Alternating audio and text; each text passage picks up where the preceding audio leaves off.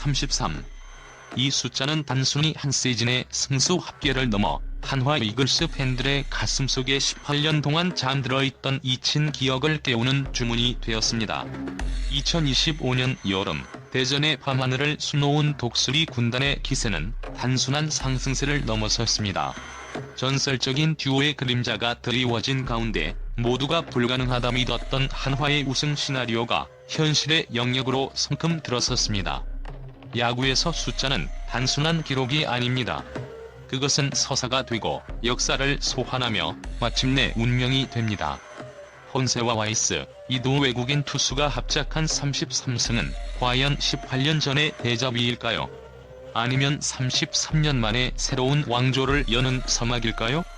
야구 팬들의 심장이 가장 뜨겁게 뛰는 질문입니다. 한화 이글스의 2025년 질주는 그야말로 폰세와 와이스의 어깨 위에서 시작되었습니다. 두 선수가 합계 33승을 달성했다는 것은 현대 야구에서 단일 팀의 원투 펀치가 이토록 압도적인 파괴력을 보여주는 것이 얼마나 희귀한 일인지를 증명합니다. 단순한 승수 채우기가 아닙니다. 코디 폰세는 17승 무패라는 믿을 수 없는 성적과 1점대 평균 자책점을 기록하며 리그를 완벽히 지배했습니다. 그의 스위퍼와 커브는 타자의 타이밍을 완벽하게 빼앗는 마법의 구종으로 자리매김했습니다. 한편 라이언 와이스는 16승 4패, 2점대 평균 자책점으로 폰세의 뒤를 든든히 받쳤습니다. 그는 꾸준함이라는 가장 무서운 무기로 팀의 중심축 역할을 해냈습니다. 이러한 완벽한 분업 체계는 단순히 두 명의 에이스가 아닌 하나의 거대한 시스템으로 기능했습니다.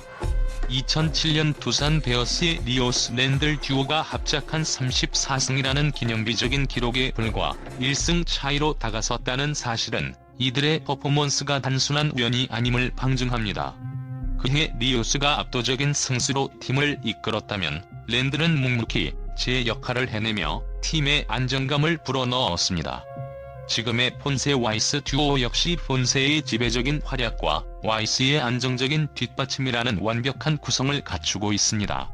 이들은 그저 승리만 가져온 것이 아니라 팀 전체에 이기는 습관과 지지 않는 DNA를 각인시키며 한화의 상승세를 이끌고 있습니다. 이러한 압도적인 시너지는 단순한 선수 개인의 기량을 넘어 두 선수가 2024년 시즌을 이미 경험하고 2025년에 확실하게 준비된 완성형 에이스로 돌아왔기에 가능했습니다.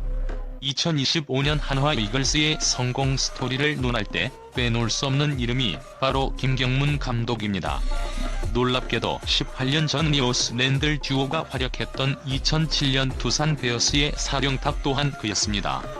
당시 두산은 정규 시즌 2위를 차지하며 한국 시리즈 준우승이라는 값진 성과를 거두었지만 우승이라는 마지막 퍼즐 조각을 맞추지 못했습니다. 김경문 감독에게 2007년은 분명 완성 직전의 실패로 남아있을 것입니다. 그리고 18년의 시간을 거쳐 그는 다시 한화에서 그 시나리오를 쓰고 있습니다. 하지만 이번에는 단순한 과거의 복제가 아닙니다. 김경문 감독은 그때의 아쉬움을 되풀이하지 않겠다는 듯 더욱 치밀하고 계산된 야구를 선보이고 있습니다. 그는 투수들의 몸 상태를 최우선으로 고려하며 무리한 연투를 자제시키고 특히 폰세의 등판 간격을 조절하는 등 정규 시즌 1승보다 포스트 시즌의 컨디션을 더 중요하게 생각하는 장기적인 안목을 보여줍니다. 이렇듯 그의 리더십은 말이 많지 않지만 모든 움직임에 정확한 의도가 담겨 있습니다. 선수들에게 자율성을 부여하는 듯 보이지만 그의 머릿속에서는 모든 상황이 시뮬레이션되고 있는 것입니다. 18년 전의 경험이 지금의 김경문 감독을 만들었고 그는 그 소중한 자산을 이번 시즌 한화의 최종 목표를 위해 아낌없이 활용하고 있습니다. 팬들은 단순한 과거의 재현을 기대하는 것이 아닙니다. 18년 전의 실패를 교훈 삼아 마침내 마침표를 찍으려는 김경문 감독의 조용한 결의에 기대를 걸고 있는 것입니다. 2007년 두산과 2025년 한화의 가장 결정적인 차이점은 바로 류현진이라는 존재입니다. 그는 단순한 8승 7패라는 기록으로 평가할 수 없는 팀 전체의 판도를 바꾸는 영향력을 지닌 선수입니다. 비록 과거처럼 20승을 넘나드는 코리안 몬스터의 압도적인 모습은 아니지만 류현진은 그 이상으로 팀에 기여하고 있습니다. 그는 마운드에서 묵묵히 6이닝 이상을 책임지며 불펜 소모를 최소화하는 이닝 히터이자 후배 투수들에게 심리적 안정감을 불어넣는 정신적 지주입니다.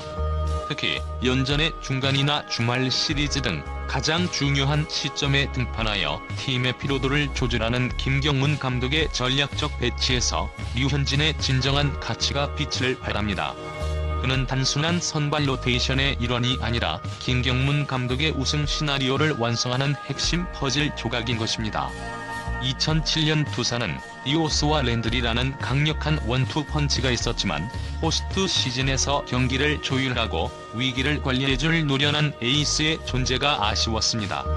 하지만 이번 한화에는 류현진이라는 그 모든 조건을 충족시키는 최종 병기가 있습니다. 본세와 와이스가 정규 시즌의 기틀을 마련했다면 류현진은 그 기틀 위에서 포스트 시즌의 승리를 확정 지을 경험과 품격을 갖추고 있습니다. 그의 존재만으로도 한화는 단순한 2위 팀이 아닌 우승을 노리는 강팀으로 거듭났습니다. 한화 이글스의 놀라운 상승세는 단순히 선수들의 기량이나 운에 기댄 것이 아니라 철저하게 계산된 조직력의 승리입니다. 김경문 감독의 야구는 무리하지 않는 야구, 볼펜의 분산 사용, 그리고 라인업의 전략적 유동성이라는 세 가지 핵심 원칙을 기반으로 합니다. 그는 당장의 1승을 위해 에이스 투수를 무리하게 소모하지 않고 포스트 시즌을 위한 컨디션 관리에 중점을 둡니다. 특히 한 경기에서 무려 9명의 투수를 기용한 것처럼 보이는 파격적인 운영은 사실 불펜 투수들의 피로도를 분산시키고 각 선수의 최적의 타이밍을 찾아 투입하는 불펜 예산 분배라는 치밀한 전략의 일환입니다. 여기에 류현진의 이닝 세이브 능력이 더해지면서 한화 불펜의 효율은 극대화되었습니다. 또한 안치홍의 타격 부진에도 불구하고 그에게 꾸준히 기회를 주며 결국 반등을 이끌어낸 것처럼 선수 개개인의 컨디션을 극대화하는 맞춤형 전략을 구사했습니다. 이러한 모든 요소들이 하나의 목표를 향해 유기적으로 움직이고 있습니다. 한화가 이제서야 이기는 방법을 완전히 이해하기 시작했다는 것은 이 모든 계산이 서서히 결실을 맺고 있다는 증거입니다. 시즌 초반의 불안정함과 달리 후반부에 접어들며 투타의 균형이 맞춰지고 모든 자원이 최적의 위치에서 활용되는 완성된 퍼즐의 모습을 보여주고 있습니다. 이제 한화의 1위는 기적이 아니라 경험과 계산이 만들어낸 필연적인 비결이 되어가고 있습니다. 한화 이글스는 지금 단순한 순위 싸움을 넘어 프랜차이즈의 오랜 역사를 새로 쓰는 중입니다. 팬들은 단순히 이기는 팀을 넘어 진짜 강한 팀이 될 수 있는가를 묻고 있습니다. 진짜 강한 팀은 위기에서 무너지지 않고 선수 개인의 능력에 의존하지 않으며 조직력으로 경기를 풀어나갑니다. 그리고 지금의 한화는 그 질문에 조용히 답하고 있습니다. 시즌 초반 류현진의 페이스가 늦고 불펜이 흔들렸을 때도 이들은 무너지지 않고 버텨냈습니다. 그리고 후반부에 들어 안치홍과 같은 베테랑이 부활하고 전구주, 김서현 같은 젊은 자원들이 성장하며 팀의 약점들이 하나씩 해소되는 모습을 보여주었습니다. 이는 단순한 기량 상승이 아닌 감독의 시나리오 속에서 선수들이 진짜 강팀의 플레이를 익혔음을 의미합니다. 1999년 이후 25년 만에 우승을 노리는 한화에게 폰세와 와이스가 합작한 33승은 단순한 기록을 넘어 33년이라는 긴 기다림의 종착역을 알리는 이정표가 될 것입니다. 2007년 리오스와 랜드리, 역사의 한 페이지의 기록으로 남았지만 2025년 폰세와 와이스는 그 기록에 우승이라는 새로운 결말을 써넣으려 합니다.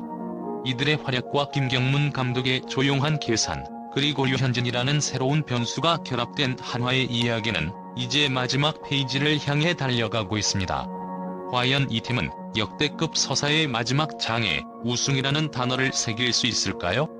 그 답은 이제 선수들의 플레이에서 나올 차례입니다.